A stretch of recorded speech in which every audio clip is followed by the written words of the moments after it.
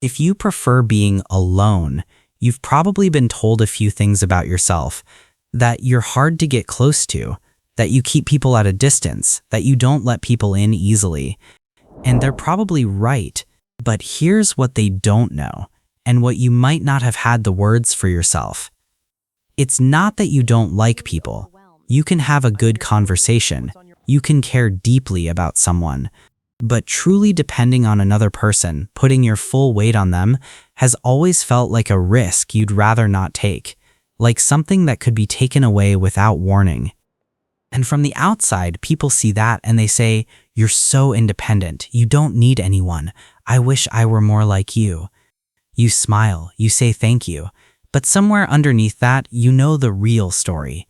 Here's what actually happened. Long before you were old enough to name it, your brain ran a test. It tested whether the people closest to you were safe to depend on. It got an answer, and that answer has been quietly shaping every relationship you've had since.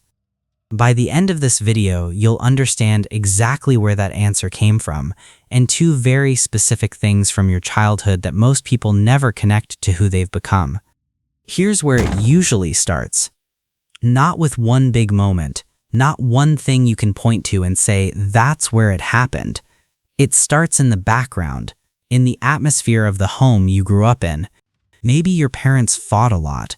Not small disagreements, real fights. The kind where the whole house shifted, where you'd lie in bed listening through the wall, trying to work out how bad it was going to get. Where you learned, without anyone teaching you, to read the mood of a room before you even thought about your own feelings. Maybe your parents separated, maybe they divorced, and what that quietly showed you, not through words but through watching, was that the closest relationship two people can have can still fall apart. That love doesn't mean stability, that the people you're supposed to count on most are still, in the end, unpredictable. So your brain drew a conclusion. Depending on people is a risk, and a return on that risk is not guaranteed.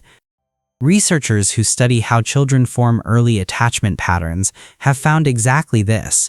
When a child grows up in an emotionally unpredictable environment, they don't become reckless, they become careful. They pull their emotional investment inward, toward themselves, because that is the one place they can actually rely on. That is not damage. That is a child being intelligent with the information they had. But that decision doesn't stop when childhood ends.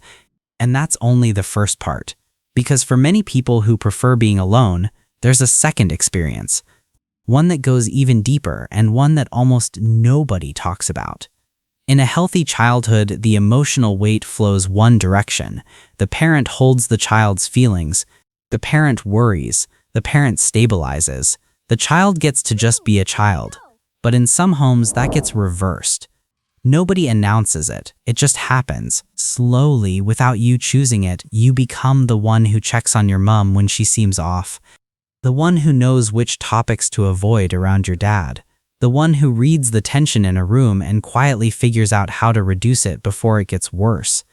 You become the emotional anchor of your own family, without anyone asking, without anyone noticing what it cost. And that does something very specific to you. It means that for as long as you can remember, being around people has had a cost attached. Your attention, your energy, your emotional management. Being with people has always, on some level, been work. So when you are finally alone, nobody needs anything from you. Nobody's emotional state is your responsibility. You can just exist. And your brain remembers that feeling.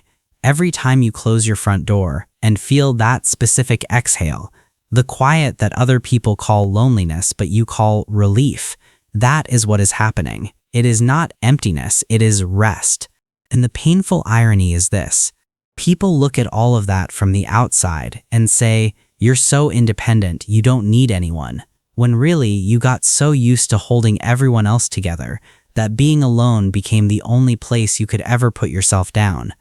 Now here's the part most videos on this topic skip entirely, because those two experiences, the unstable home and the child who held everyone else together, they built something in you, something most people spend years trying to develop, and you built it before you were a teenager. A rich inner world.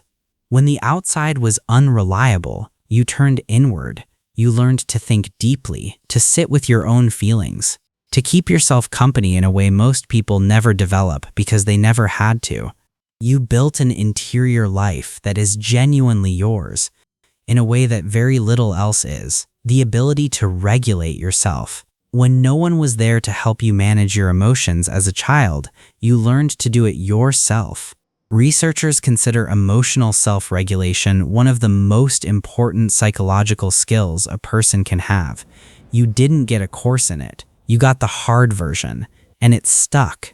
And a real, genuine ease with your own company. Not performed ease, not, I'm fine alone, actually fine. Comfortable in silence in a way that most people, if they are honest, genuinely cannot manage. That is not a small thing, and it came from somewhere real. But here's the part this video has been building toward, the most important thing to hear, and the hardest. The same thing that protected you as a child can quietly work against you as an adult. Because armor doesn't know when the war is over. The part of you that learned people are unpredictable. Solitude is safe. It doesn't automatically update just because your life has changed. It keeps doing its job. It keeps you at a slight distance from people who might actually be trustworthy. It keeps one foot ready for the exit before things get truly close. It finds small reasons why this person too might eventually let you down. And slowly, without you deciding it, the preference for solitude that started as survival starts to become a wall. Not one you built deliberately, one that assembled itself out of old materials while you were busy growing up. You're not obviously lonely. You have people. You function well. You look, from the outside, exactly like someone who simply prefers their own company. But there's a kind of closeness, the kind where you genuinely let someone in without already planning for them to leave, that might have started to feel so unfamiliar it reads as dangerous. And you might have started calling that avoidance a personality. Here is what this video wants to leave you with. You didn't become someone who prefers being alone because something is wrong with you. You became this way because a child made the most intelligent decision available to them with what they had.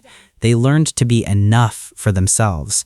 They built something solid out of circumstances that didn't give them much to work with. That is not damage. That is survival that worked. The question is not why do you prefer being alone? You know why now. The question worth sitting with is this: is the thing you're still protecting yourself from actually still there? Because the people in your life now are not your parents.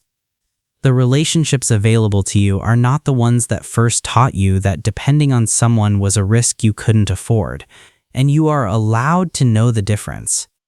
The next time someone tells you you're so independent, you'll understand what they're actually seeing, not a personality trait you were born with.